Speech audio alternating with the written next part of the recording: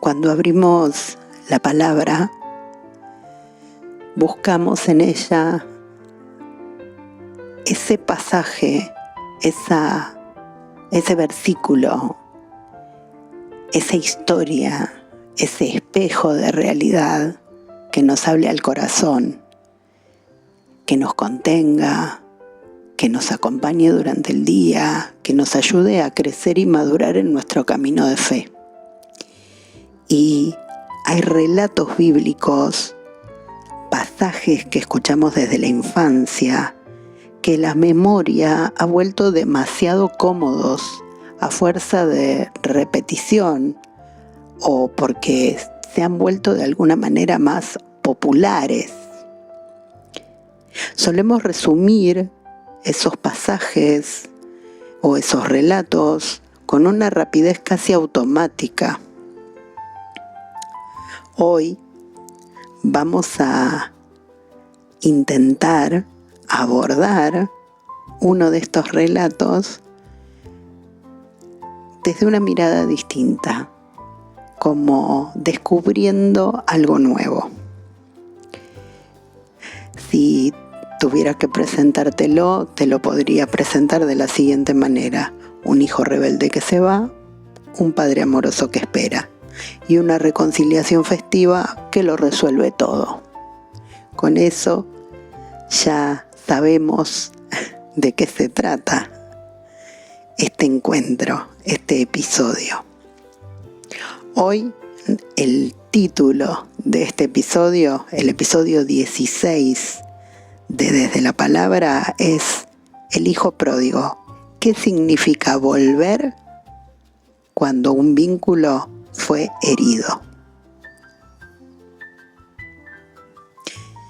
Te invito a leer en el Evangelio según Lucas, el capítulo 15, versículos 11 al 32. Estamos leyendo la versión Reina Valera 1960.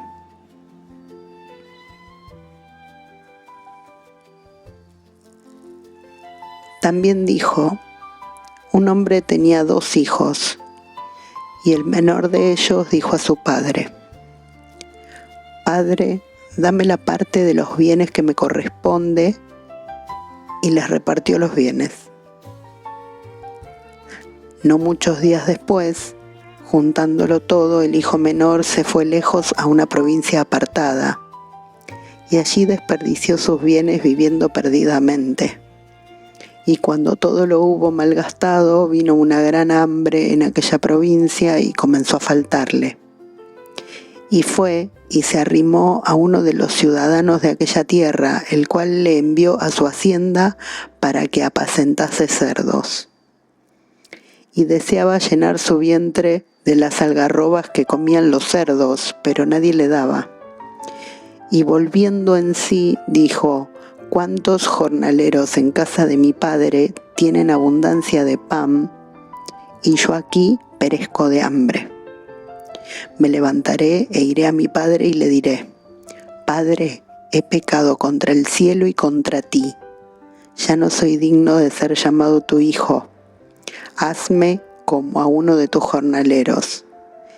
Y levantándose, vino a su padre. Y cuando aún estaba lejos, lo vio su padre, y fue movido a misericordia, y corrió y se echó sobre su cuello, y le besó. Y el hijo le dijo: Padre, he pecado contra el cielo y contra ti, y ya no soy digno de ser llamado tu hijo.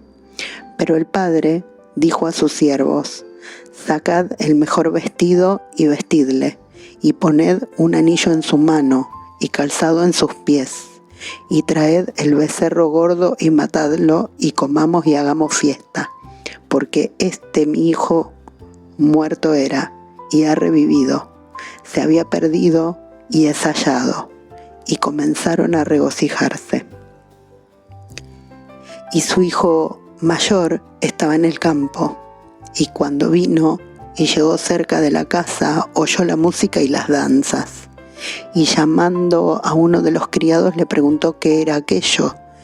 Él le dijo: tu hermano ha venido, y tu padre ha hecho matar al becerro gordo por haberle recibido bueno y sano. Entonces se enojó y no quería entrar.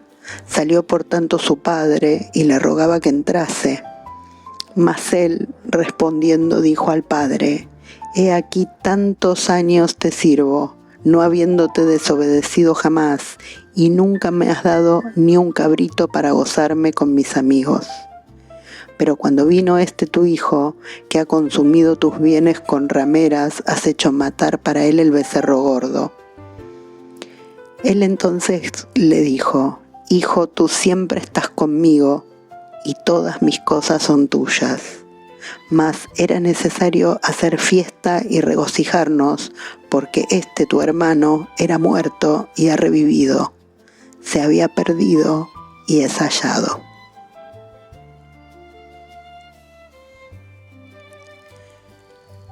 Te quiero invitar a que, así como este hijo volvía por el camino y el padre lo vio a la distancia, podamos nosotros acercarnos a esta historia y verla desde un lugar diferente del camino. Esta historia es riquísima cuando se trata del perdón, de la disposición del Padre, de ese Padre que está esperando, que recibe, que hace fiesta, de su misericordia, de la alegría que tiene este Padre por este Hijo que regresa. Pero cuando leemos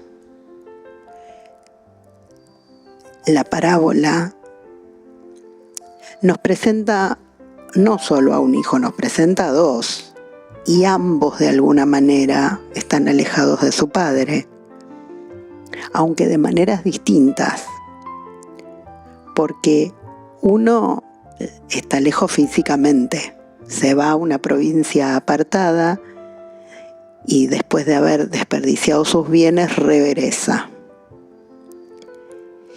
El otro hijo permanece dentro de la casa.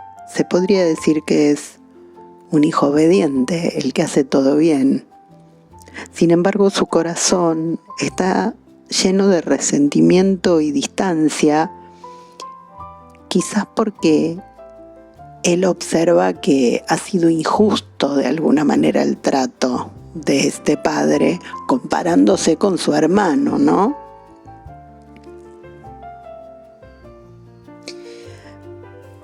Lo que no se puede cuestionar es que al leer este pasaje, el padre sale al encuentro de ambos hijos. Y esto es importantísimo,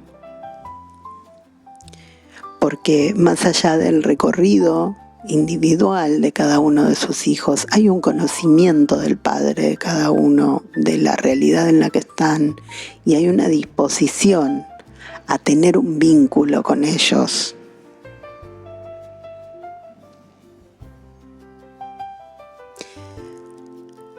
Lo que me gustaría decir ahora, que considero que es importantísimo antes de seguir avanzando y que tiene que ver con el camino que quiere recorrer este episodio, es que la parábola habla de un hijo que se fue y volvió. Pero es importante no convertirla en un mandato para que toda persona deba regresar. Porque Lucas 15 no es un manual teológico sobre relaciones abusivas. Tampoco es una instrucción para volver a cualquier costo. Es una parábola que revela la gracia de Dios hacia el que vuelve en arrepentimiento.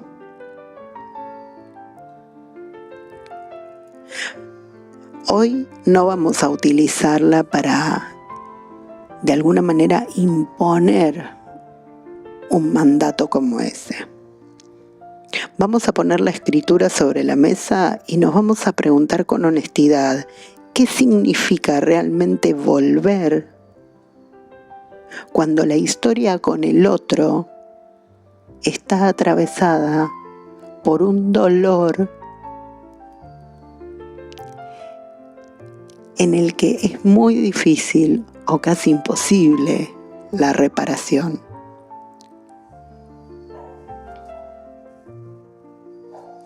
Para caminar este terreno con responsabilidad teológica, necesitamos hacer algunas distinciones fundamentales.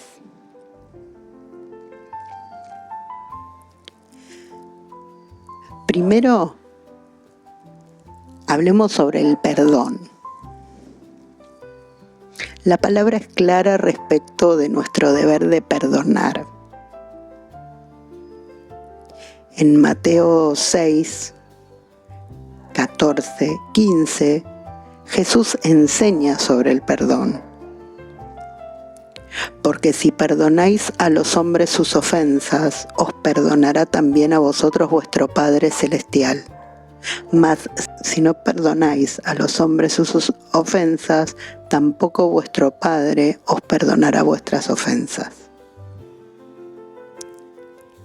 En Mateo 18, 21, 22, Pedro pregunta cuántas veces debe perdonar y Jesús responde ampliando radicalmente la medida. Entonces Pedro se le acercó y le dijo: Señor, ¿cuántas veces perdonaré a mi hermano que peque contra mí? ¿Hasta 7? Y Jesús le dijo: no te digo hasta 7, sino aún hasta 70 veces 7. En Mateo 5:44 Jesús manda: pero yo os digo, amad a vuestros enemigos, bendecid a los que os maldicen, haced bien a los que os aborrecen y orad por los que os ultrajan y os persiguen. Y en Efesios 4, 31, 32, Pablo escribe: quítense de vosotros toda amargura, enojo, ira, gritería y maledicencia y toda malicia. Antes sed benignos unos con otros, misericordiosos, perdonándoos unos a otros, como Dios también os perdonó a vosotros en Cristo.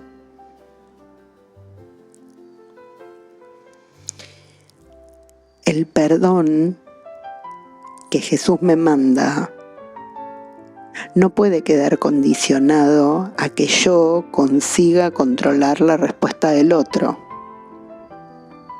Es una decisión, el perdón es una decisión que tomo delante de Dios. Renunciar a la venganza, abandonar la amargura y entregar la causa en sus manos.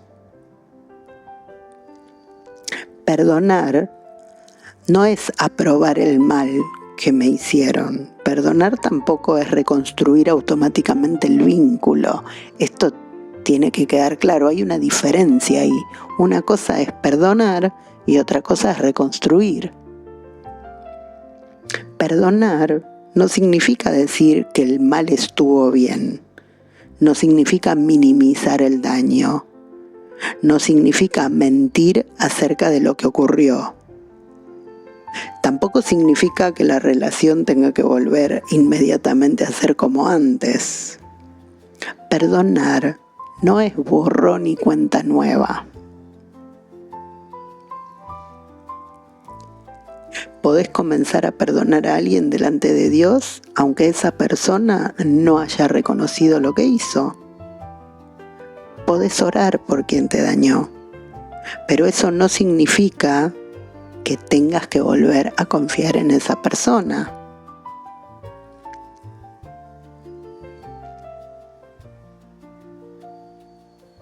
Vayamos a otra cuestión, el arrepentimiento, porque en esta parábola aparece el perdón, aparece el arrepentimiento. Y a veces quienes han tenido una historia compleja, sobre todo en vínculos entre padres e hijos, puede aparecer como un mandato difícil de materializar, de llevar a la práctica, sobre todo en vínculos familiares que han sido muy complejos, donde hay heridas muy profundas, donde hay daños muy graves, y pueden recibir la parábola del hijo pródigo desde un lugar que parece una exigencia imposible desde su propia historia. Pero fíjate que cuando hablamos del perdón, es la palabra de Dios la que te orienta acerca del perdón. Te acaba de decir, perdonar no es abrirle las puertas de tu vida nuevamente a quien te hirió. Perdonar es ponerte frente a Dios y poder renunciar a la venganza, abandonar la amargura, entregar esa causa, entregar esa situación en sus manos.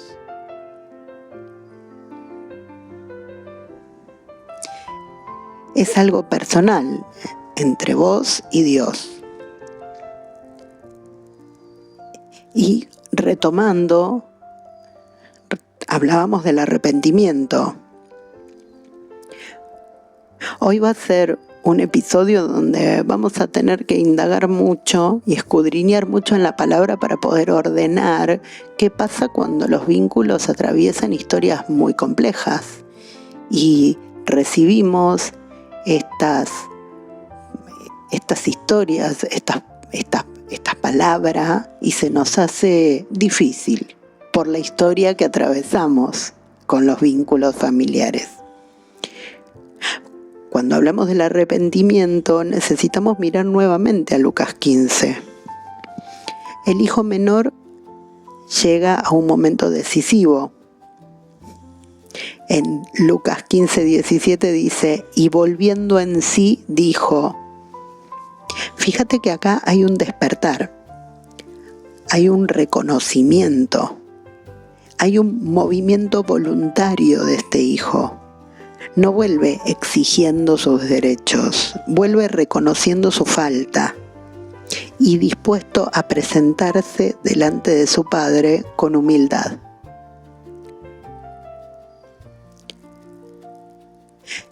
En Lucas 17:3, Jesús dice, si tu hermano pecare contra ti, repréndele, y si se arrepintiere, perdónale. El arrepentimiento pertenece a quien hizo el daño. Y hay algo que necesitamos aceptar humildemente. Vos podés fabricar el arrepentimiento de otra persona. Voy nuevamente. A veces, en nuestro afán de solucionar, de intentar superar, de intentar dar vuelta a la página y poner paz en las situaciones y vinculares, podemos, sin querer, fabricar el arrepentimiento de otra persona. Podemos justificarla o intentar justificarla. Podemos también intentar imaginarnos qué habrá sentido, qué le habrá pasado, por qué actúa como actúa, por qué hizo lo que hizo. Y eso no nos corresponde a nosotros. Pero necesitamos aceptar, necesitamos observarnos y aceptar que a veces, intentando suavizar o mejorar las cosas o superarlas, ¿sí?, podemos fabricar el arrepentimiento de otra persona. Uno no puede obligar a otra persona a ver lo que no quiere ver. No podés obligar a quien te hizo un daño a ver el daño que te hizo, a entender el alcance del daño que te hizo. Vos no podés transformar su corazón por la fuerza. Eso le pertenece a Dios.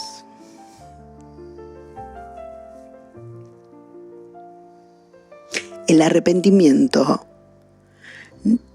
no es algo que vos podés fabricar, controlar o exigir en nombre de Dios. Y esto importa para cualquier tipo de vínculo herido, porque una cosa es lo que yo puedo hacer delante de Dios y otra cosa muy distinta es lo que Dios tiene que hacer en el corazón de la otra persona.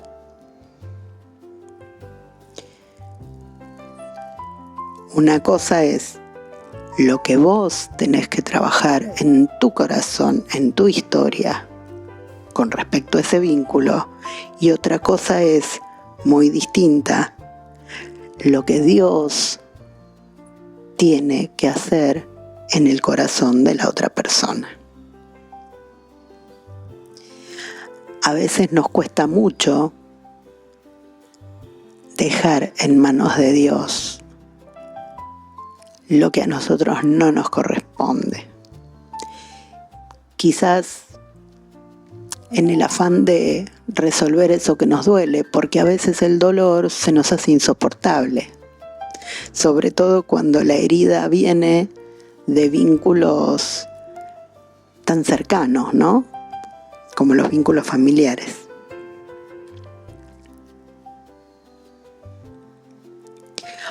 Otro elemento que aparece en esta parábola es el de la reconciliación.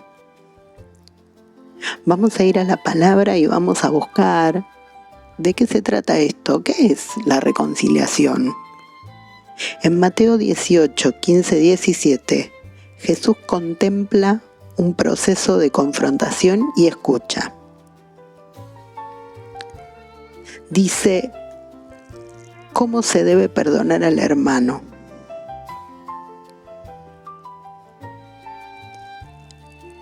Por tanto, si tu hermano peca contra ti, ve y repréndele estando tú y él solos. Si te oyere, has ganado a tu hermano. Mas si no te oyere, toma aún contigo a 1 o 2, para que en boca de 2 o 3 testigos conste toda palabra. Si no los oyere a ellos, dilo a la iglesia, y si no oyere a la iglesia, tenle por gentil y publicano. Ve y repréndele estando tú y él solos. Si te oyere, has ganado a tu hermano. El mismo pasaje contempla también la posibilidad de que el otro no escuche. ¿Te diste cuenta? Si no escucha, la dinámica del vínculo cambia. No es igual la cercanía de poder hablar uno a uno en intimidad con el otro que necesitar testigos. La dinámica del vínculo cambia. Ahí hay como un distanciamiento. Se produce un distanciamiento. ¿Por qué se produce un distanciamiento? ¿Por qué necesito testigos para hablar con ese otro?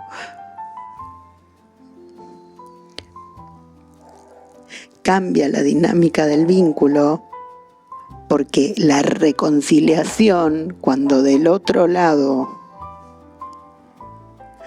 no te oyen, ¿no? Dice, ve y repréndele estando tú y él solos. Si te oyere, has ganado a tu hermano. Si te oyere. Si no hay posibilidad de que el otro te oiga, y cuando estamos hablando de que el otro, la otra parte te oiga, estamos hablando de que te oiga con un corazón dispuesto, de que te escuche de verdad, de que intente o que haya un ejercicio de ponerse en tu lugar.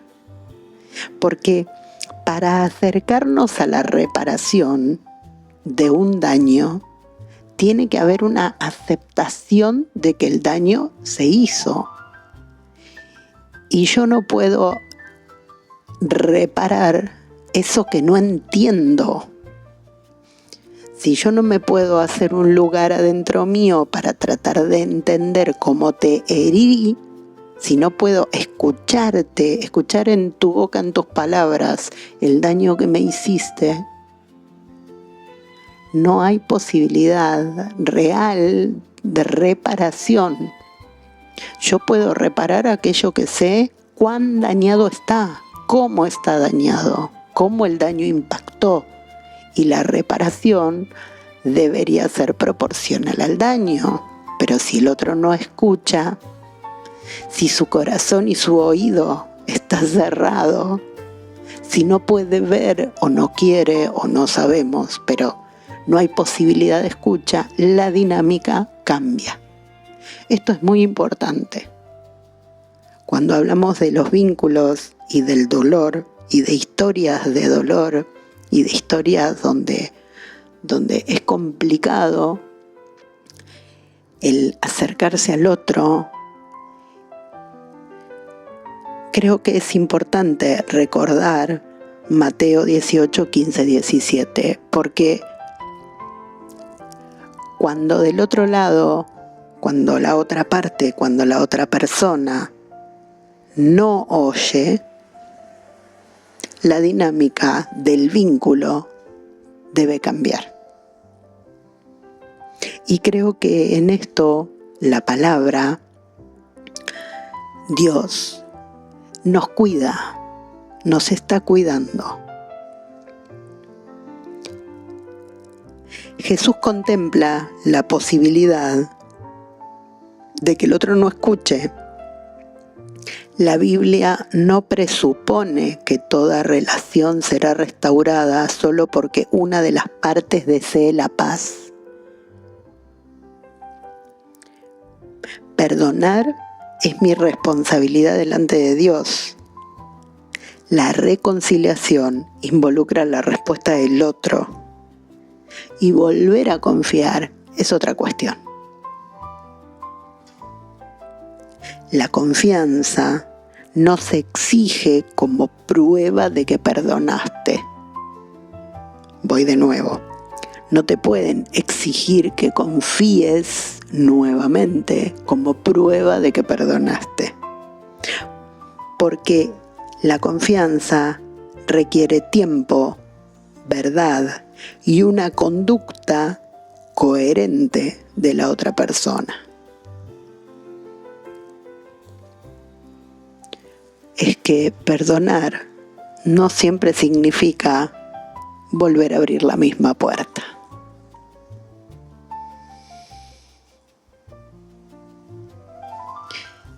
Hay algo que es importante decir y que tenemos que mencionar, aunque sea incómodo. A veces, por el deseo de ser fieles a nuestra fe, terminamos imponiéndonos obligaciones que la Biblia no nos pide cargar.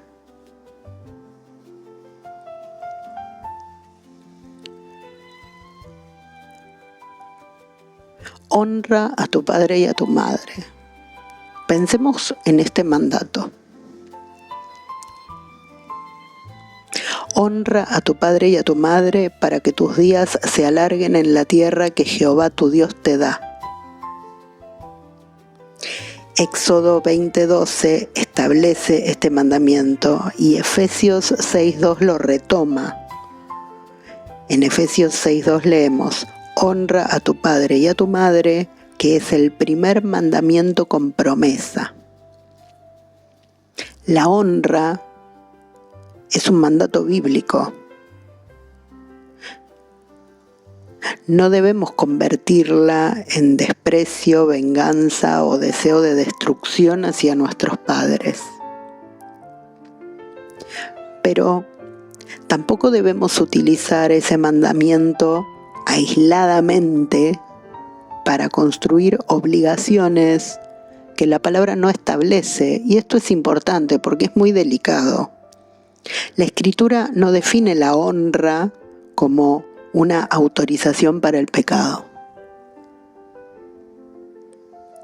En Efesios 6:4 Pablo dice: y vosotros, padres, No provoquéis a ira a vuestros hijos, sino criadlos en disciplina y amonestación del Señor. ¿Y por qué te leo Efesios 6 a continuación de Éxodo 20:12 y Efesios 6:2? Porque Efesios 6:4 nos deja una regla de oro para la crianza: educar con firmeza, pero jamás desde la injusticia o el abuso.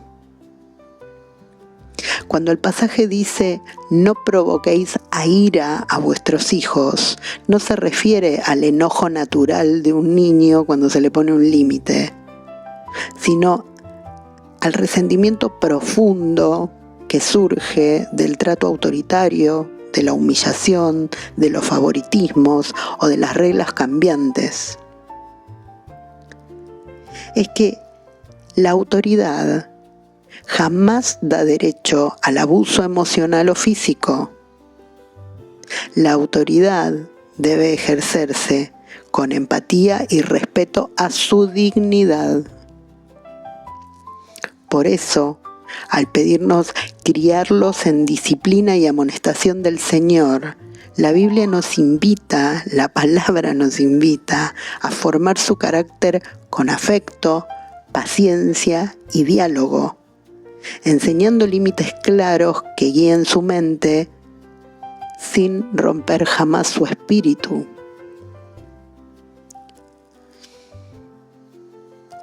Tenemos que tener en cuenta siempre que los hijos son una bendición de Dios y que quienes tenemos hijos hemos recibido la gracia de poder administrar una vida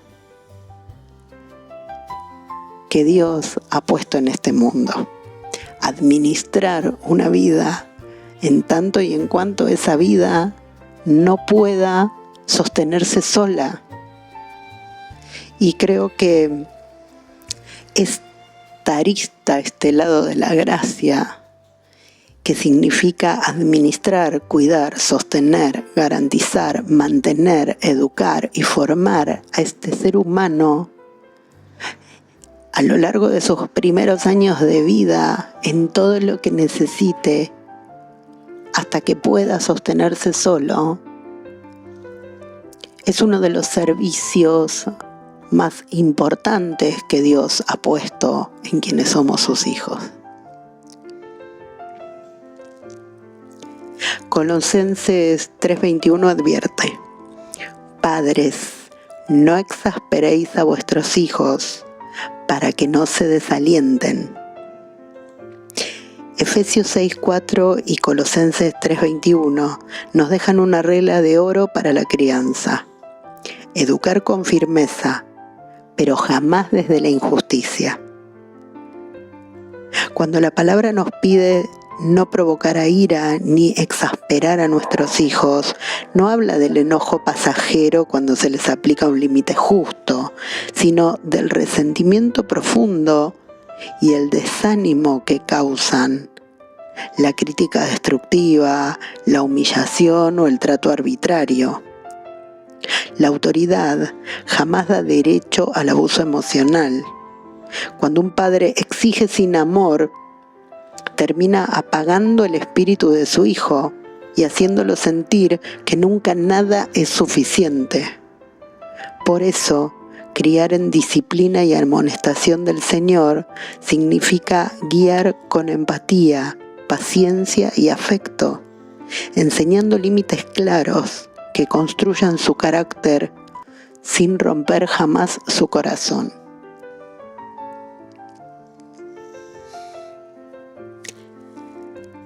La honra de los hijos, la honra que los hijos deben tener hacia sus padres, no cancela la responsabilidad moral de los padres. La Biblia no sostiene un sistema donde una parte tiene toda la responsabilidad moral y la otra solamente recibe obediencia. Los padres también están delante de Dios también tienen una responsabilidad respecto de la manera en que tratan a sus hijos. Y acá aparece el texto de Romanos 12:18. Si es posible, en cuanto dependa de vosotros, estad en paz con todos los hombres.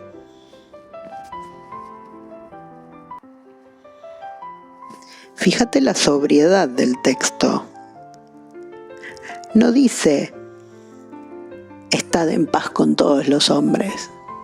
Dice, si es posible. Y en cuanto dependa de vosotros. La palabra me responsabiliza por lo que depende de mí.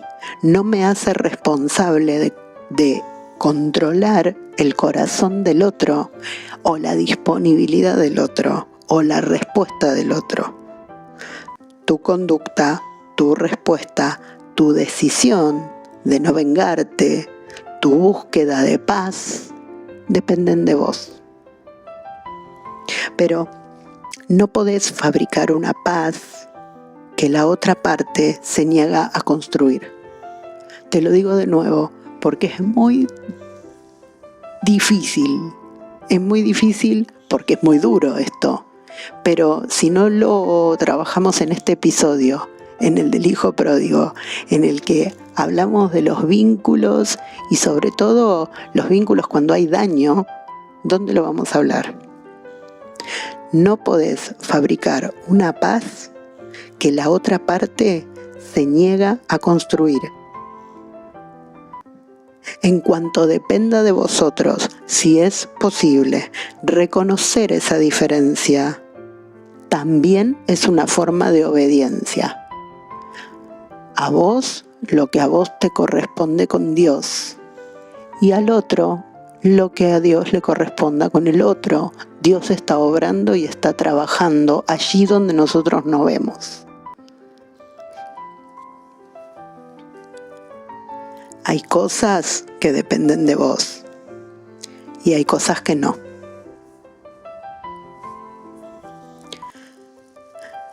Si queremos comprender cómo se disponen los afectos y los límites en la vida cristiana, nuestro modelo no son las expectativas familiares, ni las presiones sociales, ni los mandatos del mundo, ni lo que está de moda. Nuestro modelo siempre es Jesús.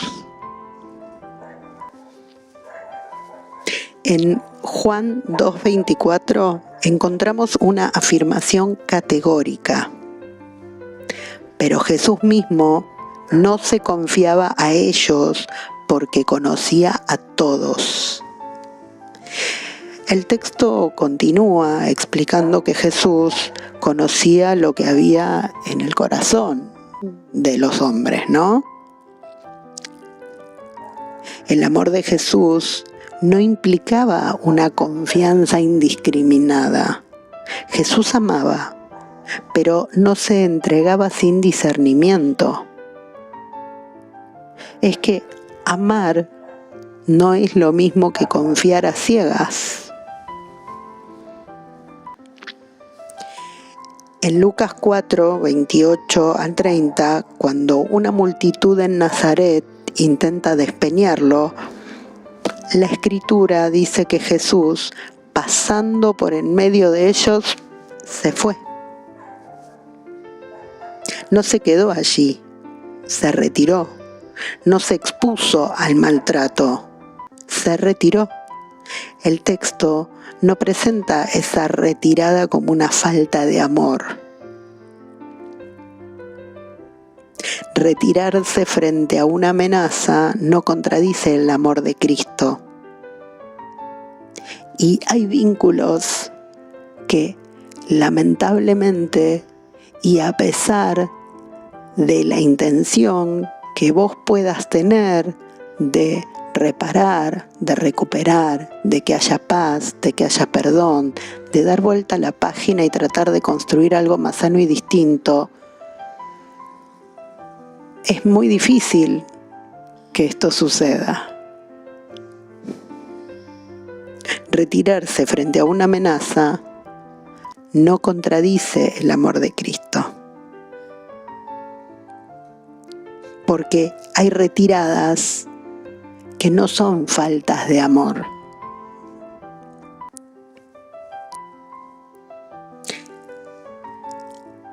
En Lucas 2:49, frente a los reclamos de sus padres, Jesús responde: ¿no sabíais que en los negocios de mi Padre me es necesario estar?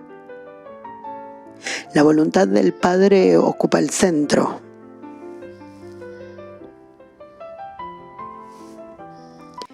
Jesús manda amar al enemigo. No manda a convertir al enemigo en una persona de confianza. Y esta diferencia es importante. Jesús amó perfectamente. Perdonó desde la cruz. Sirvió. Pero su amor nunca fue una pasividad ciega ni una rendición ante la violencia. Esto es importantísimo. Porque hay vínculos en los que no sabemos cómo ubicarnos, porque vemos que acercarse a algunos vínculos, aunque en nuestro corazón haya una intención de reparar, de restaurar el vínculo, es imposible, porque del otro lado no oyen. Entonces, podríamos preguntarnos delante de Dios qué forma concreta de obediencia nos corresponde hoy. Frente a estos vínculos, ¿cómo obedecemos lo que Dios quiere para nosotros, lo que está bien frente a Dios? Vemos en la palabra que alejarse en algunos contextos también es obediencia a Dios.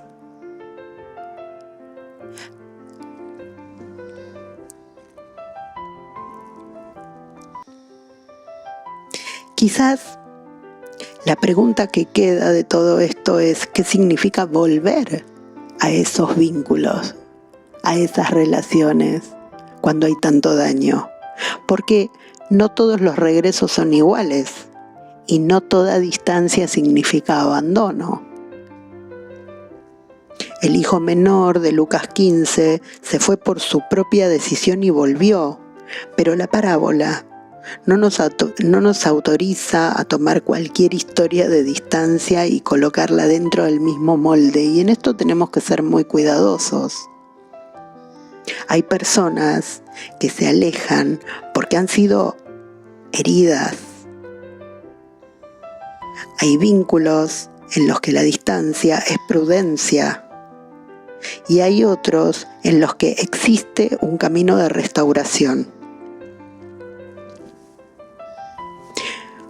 Por eso, en este episodio, no buscamos darte una respuesta automática acerca de cómo debe ser en los vínculos familiares ese volver. Queremos invitarte a hacer preguntas correctas delante de Dios, o preguntas más precisas. ¿Qué me está pidiendo Dios que haga hoy con este vínculo específico? ¿Me pide perdonar en el corazón, orar en silencio, hablar con la verdad o guardar una distancia prudente?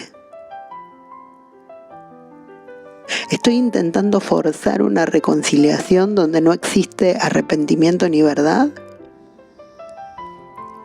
¿O estoy reteniendo la amargura y el deseo de venganza en mi propio corazón?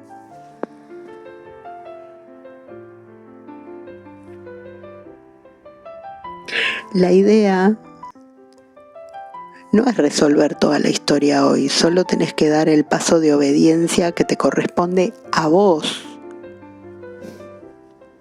Romanos 12:18 nos libera de una carga enorme.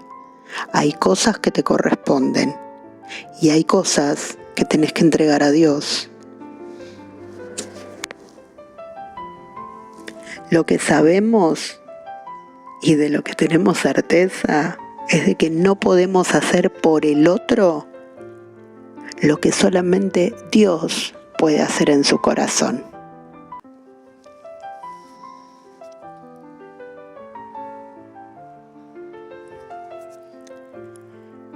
Oremos juntos. Espíritu Santo,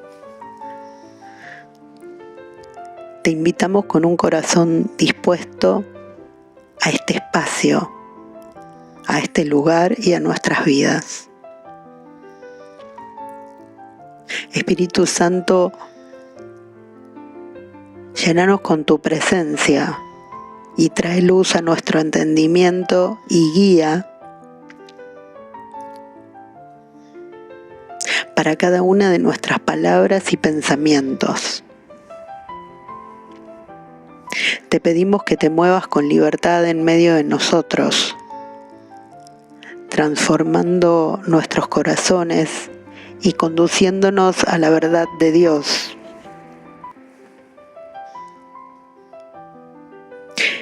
Espíritu Santo, serena nuestra mente y tráenos claridad en nuestras emociones para poder nombrarlas ante el Padre con claridad. Porque reconocemos lo complejo que es caminar en vínculos heridos.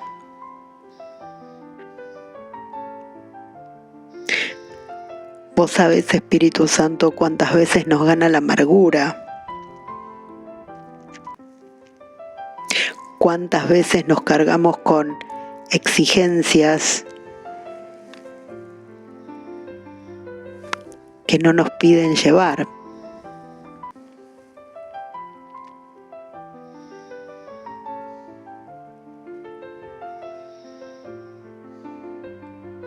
Abrinos los ojos del corazón para contemplar a Jesús, para poder verlo como ejemplo de cómo proceder cuando hay agresividad o maltrato, cuando nos hieren, cuando hay intención de daño hacia nosotros.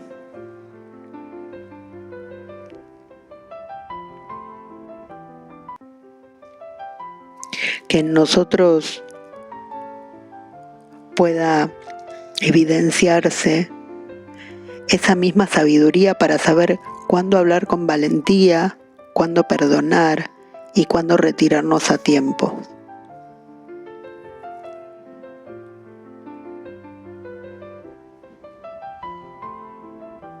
Que tu luz nos revele la forma exacta en que Él caminó, para que hoy podamos seguir sus pasos con claridad.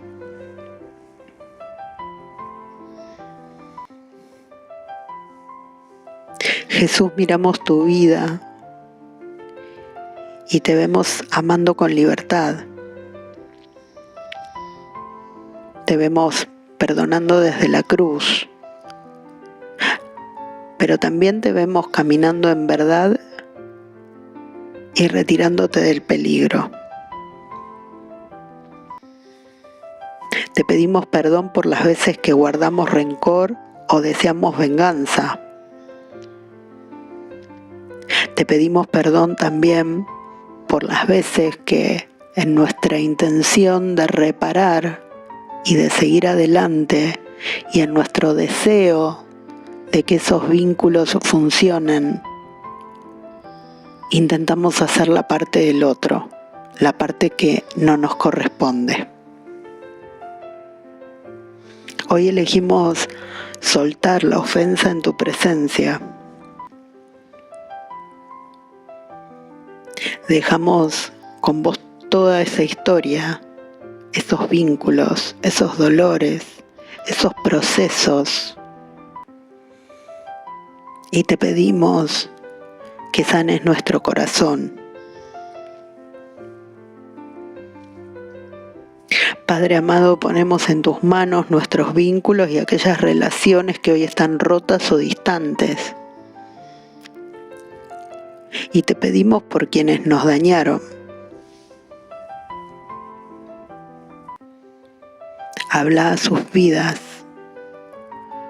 Mostrales la verdad. Concédeles la gracia del arrepentimiento. Y a nosotros danos la sabiduría para saber cómo actuar, para saber cuándo hablar, cuándo callar, dónde poner un límite sano y cómo guardar nuestra vida en tu paz.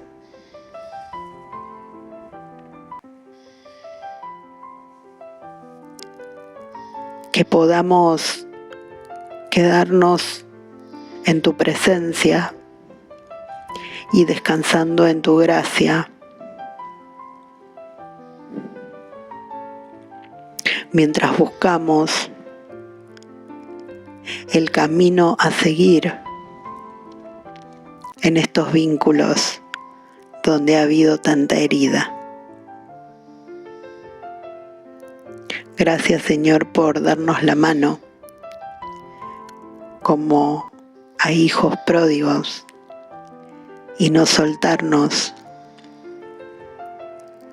cuando tanto dolor nos impide avanzar en el camino. Amén.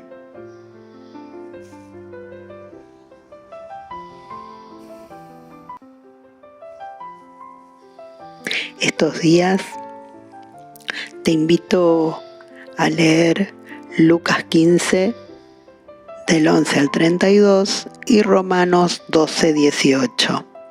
No para forzar conversaciones, no para intentar resolver historias de años en un día,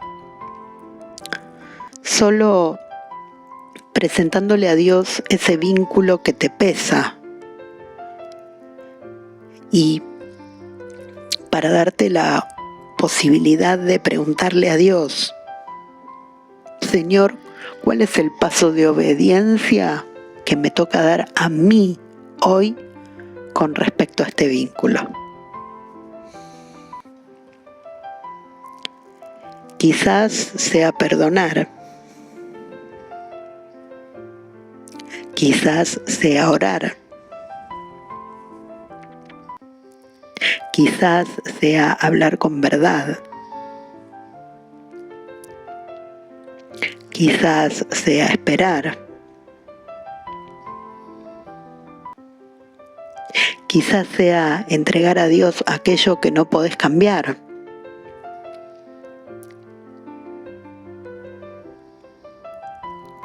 Lo importante es que no intentes hacer vos lo que solo Dios puede hacer en el corazón del otro. Hace aquello que delante de Dios te corresponde a vos.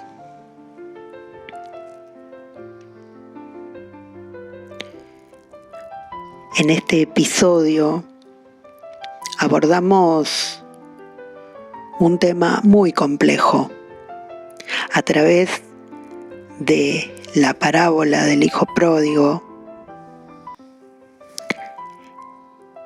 Intentamos preguntarnos qué significa volver cuando un vínculo fue herido.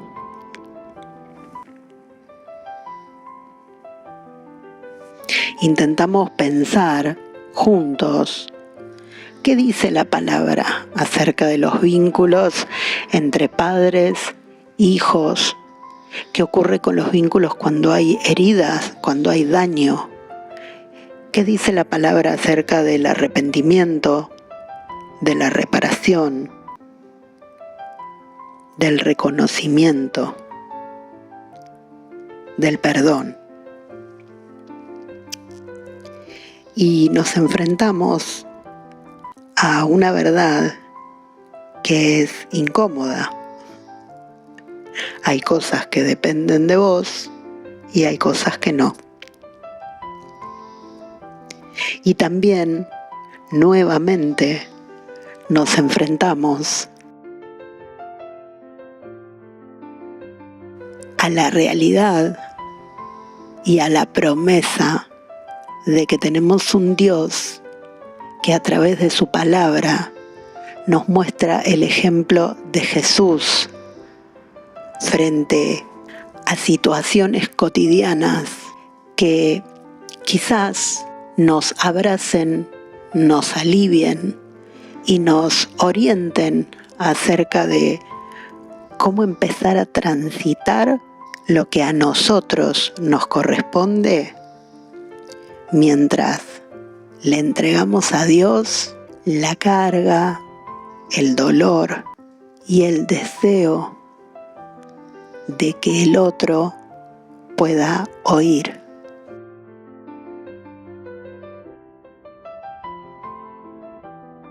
Este episodio forma parte de Desde la Palabra, una colección de cuadernos de estudio, podcasts, artículos y espacios de reflexión que buscan acercarnos a las escrituras con fidelidad al texto y con una mirada atenta a la vida cotidiana. Esta serie se realiza en colaboración institucional con el Ministerio Cristiano Palabras de Perfección. Te esperamos en el próximo episodio de Desde la Palabra. Bendiciones.